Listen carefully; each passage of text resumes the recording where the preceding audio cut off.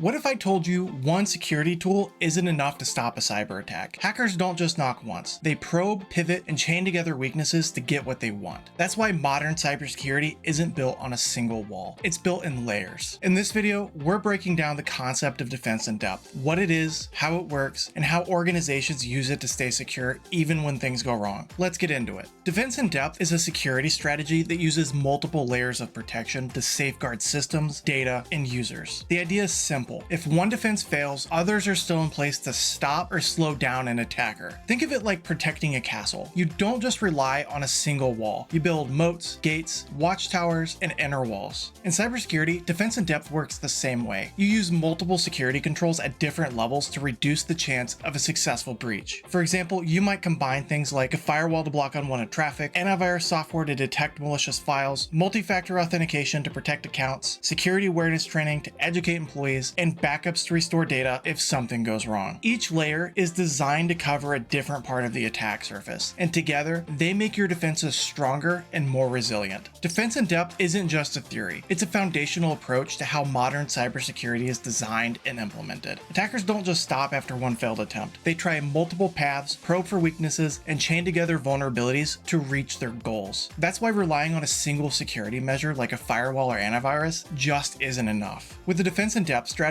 you layer protections across different areas, such as the network layer using firewalls, intrusion detection, and segmentation, the endpoint layer with antivirus software and patch management, the identity layer by enforcing strong passwords, multi-factor authentication, and access control, the user layer through awareness training and behavior monitoring, and the data layer using encryption, backups, and retention policies. By spreading out your defenses, you limit the blast radius of any single failure. If one control is bypassed, others are still there to slow down the attacker, trigger alerts, or contain the damage. This layered approach doesn't just improve protection. It gives your team more time and visibility to detect, respond, and recover before serious damage is done. Let's go through a few real-world scenarios to see how defense in depth helps protect organizations from attacks. First, let's look at a phishing attack. Let's say an employee receives an email that looks like it's from their IT department, asking them to reset their password. The link takes them to a fake login page. Now here's where layered defenses come in. First, an email security gateway might catch or block the message before it gets delivered, but let's say it slips through. Next, the employee security awareness training helps them recognize it as suspicious and report it. But if they fall for it and enter their password, multi-factor authentication can stop the attacker from logging in. And if the attacker somehow does get in, behavior monitoring or SIEM alerts can flag unusual login activity. Meanwhile, incident response procedures help the team contain the breach quickly. No single control stopped the threat, but together they dramatically reduce the chance of a successful compromise. Next, let's imagine a user opens a malicious attachment disguised as an invoice and launches ransomware that tries to encrypt their files. Layered defenses here might include endpoint protection or antivirus software that catches the file before it runs. And if it does execute, least privilege access prevents it from touching sensitive systems. Network segmentation helps contain the spread, and if damage is done,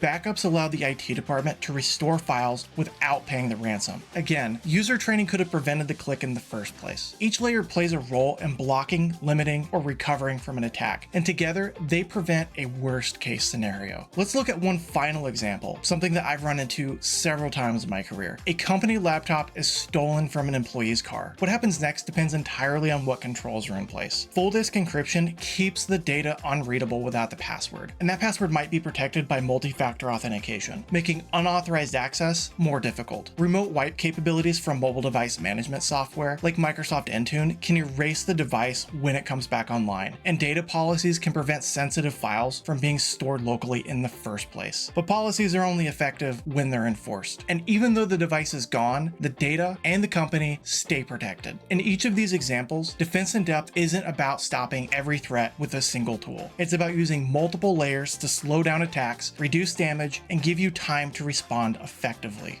Let's recap. Defense in depth is all about layering your security controls so that if one fails, others are there to catch the threat, slow it down, or reduce the damage. It's not about finding a perfect single solution. It's about using multiple defenses that work together across different parts of your environment, your users, devices, networks, identities, and data. Whether you're dealing with a phishing attempt, ransomware, or stolen laptop, having layered controls in place gives you time, visibility, and options to respond effectively. No single control is bulletproof, but together they create a resilient, well-rounded defense strategy strategy. If you found this video helpful, please consider subscribing to the channel. Thank you so much for watching today's video, and I'll see you in the next one. Take care.